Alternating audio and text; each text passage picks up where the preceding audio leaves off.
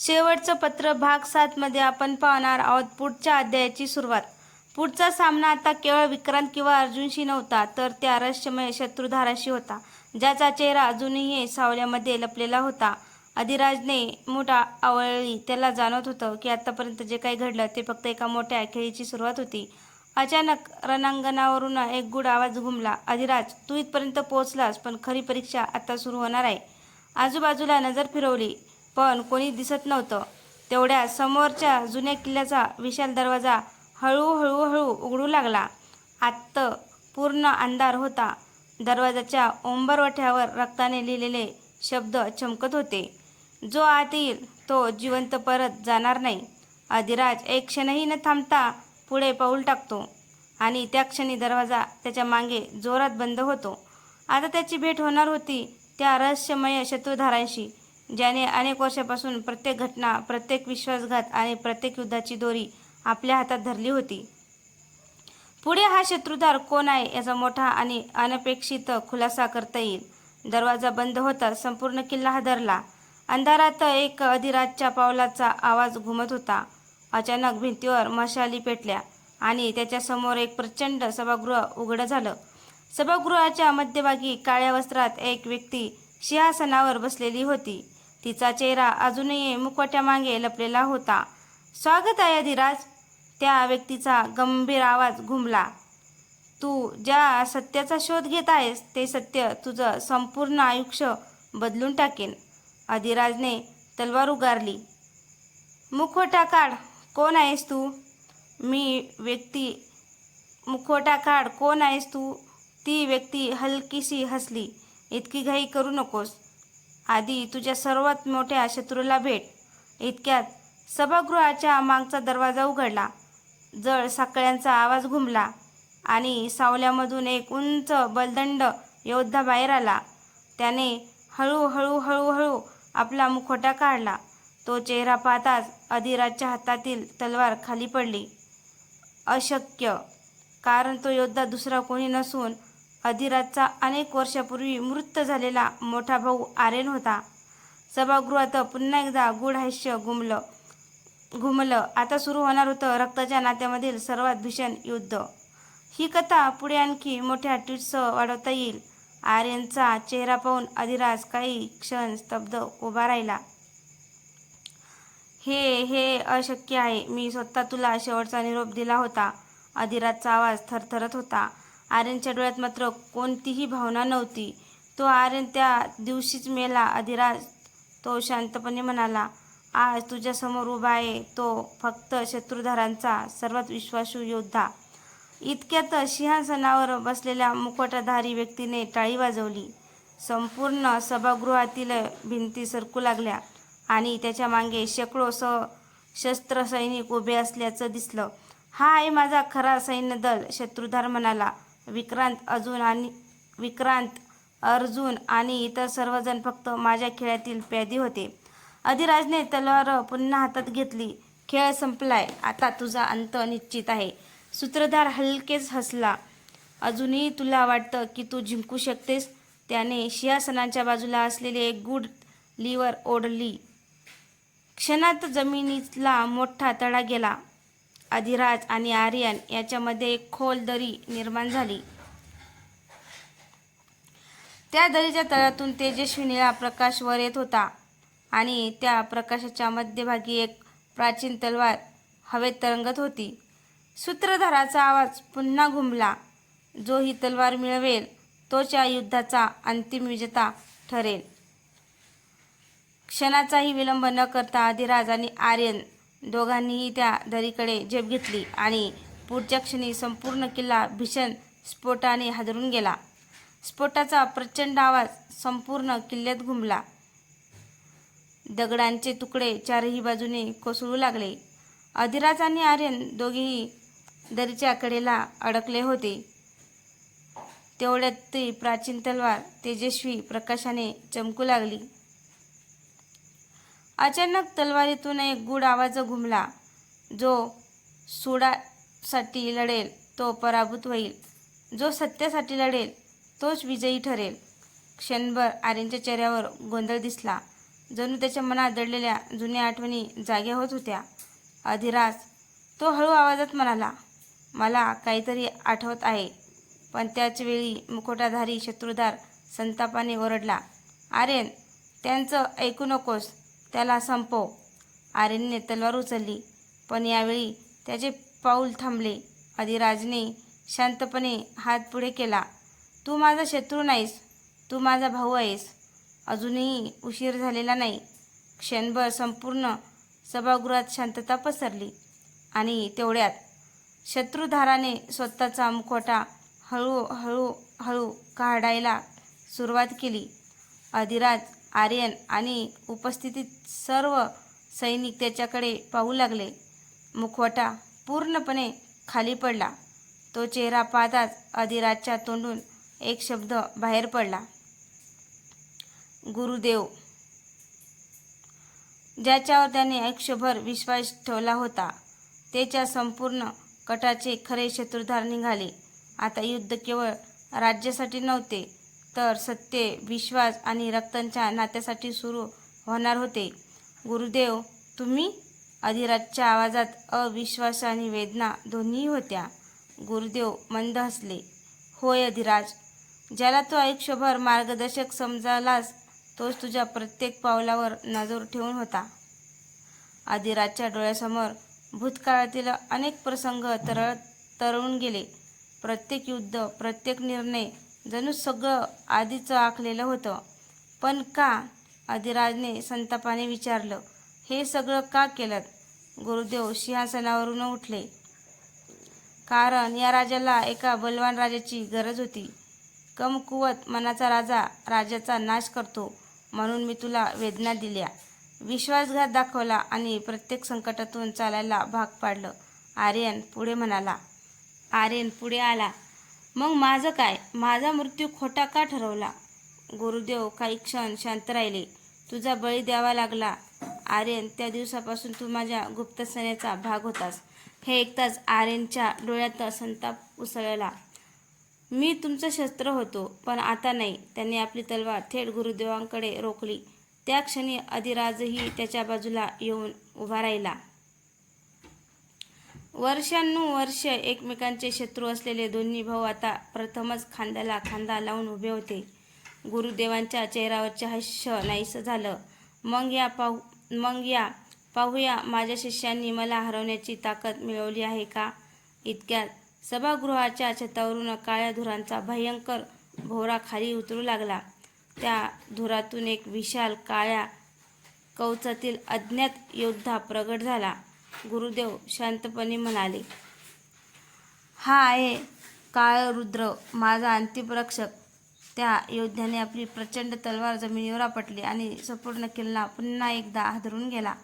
काळरुद्राने तलवार उंचावताच सभागृहात वादळासारखा झंझावात उठला.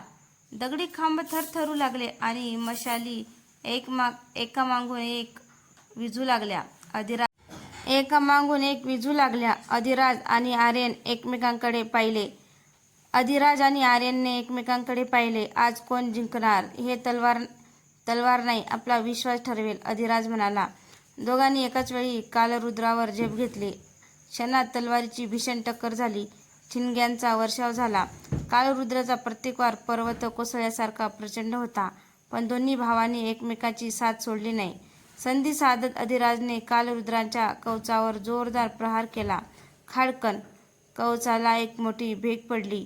त्या भेगेतून रक्त नव्हे, तर निळसर प्रकाश बाहेर पडू लागला. आर्यन आचार्याने ओरडला, अधिराज, हा माणूस नाही. क्षणात काळरुद्राचा मुखवटा तडकला. आत एक चेहरा नव्हता, तर तेजस्वी निळ्या ऊर्जेचा फिरणारा गोळा होता. गुरुदेव मोठ्याने हसले. काळरुद्र हा योद्धा नाही, तो प्राचीन शक्तीचा रक्षक आहे. त्याला पराभूत करण्यासाठी ताकद पुरेशी नाही, त्याचं रहस्य शोधावं लागेल. तेवढ्यात अधिराजच्या नजरेत सभागृहाच्या भिंतीवर कोरलेला एक शिलालेख दिसला. त्यावर लिहिलं होतं, रक्षकांचा अंत शस्त्रांनी नाही, सत्याच्या प्रकाशाने होतो. अधिराजच्या चेहऱ्यावर आत्मविश्वासाचं हास्य उमटलं. आर्यन, मला त्यांचं रहस्य जमलं आहे. आर्यन, मला त्यांचं रहस्य समजलं आहे. दोघेही पुन्हा काळरुद्राकडे धावले. पण यावेळी त्याच्या हातात फक्त तलवारी नव्हत्या. त्यांच्या मनात सत्याचा प्रकाश आणि गुरुदेवांचा कायमचा अंत करण्याचा निर्धारही होता. अधिराज आणि आर्यन एकमेकांना मान डोलावून पुढे सरसावले. यावेळी त्यांनी काळरुद्रावर थेट हल्ला केला नाही. अधिराजने सभागृहाच्या चारही कोपऱ्याकडे लक्ष दिलं. तिथे 4 प्राचीन स्तंभ उभे होते आणि प्रत्येक स्तंभावर एक तेजस्वी रत्न जडवलेले होतं. आर्यन, हेच त्यांचं रहस्य आहे. हे 4 रत्न एकत्र आले तर सत्याचा प्रकाश जागृत होईल. आर्यनने क्षणाचा विलंब न करता पहिल्या स्तंभाकडे झेप घेतली. कालरुद्र त्याच्या मागे धावला. तेवढ्यात अधिराजने दुसऱ्या स्तंभावर तलवारीचा जोरदार प्रहार केला.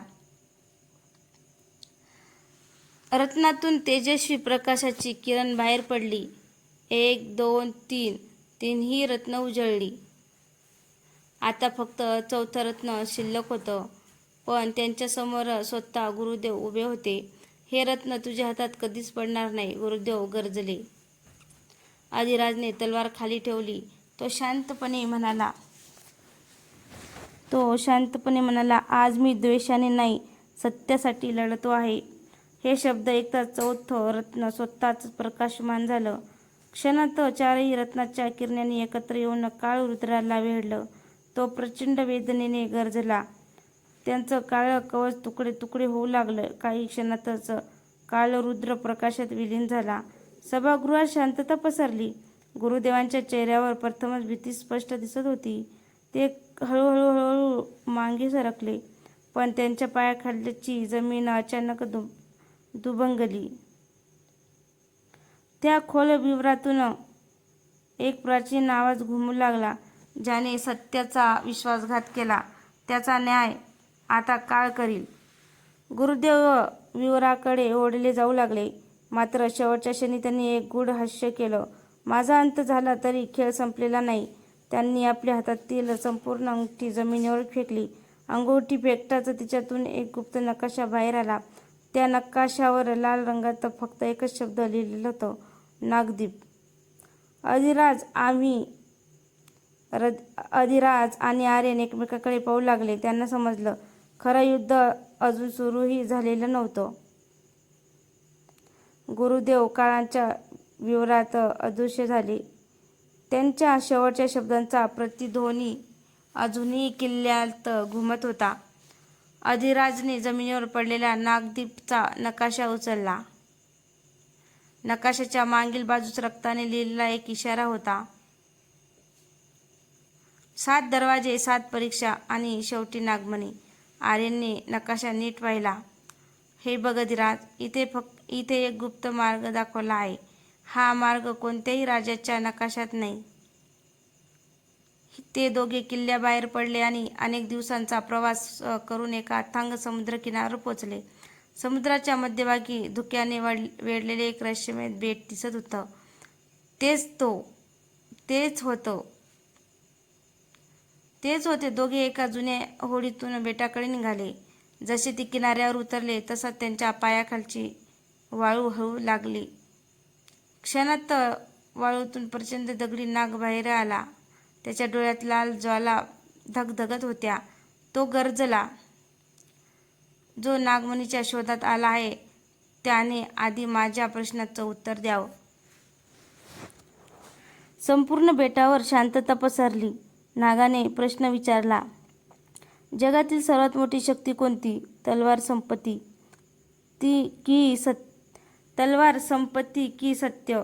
अधिराज उत्तर देण्यासाठी पुढे सरसावला, कारण त्याचं एक उत्तर ठरवणार होतं.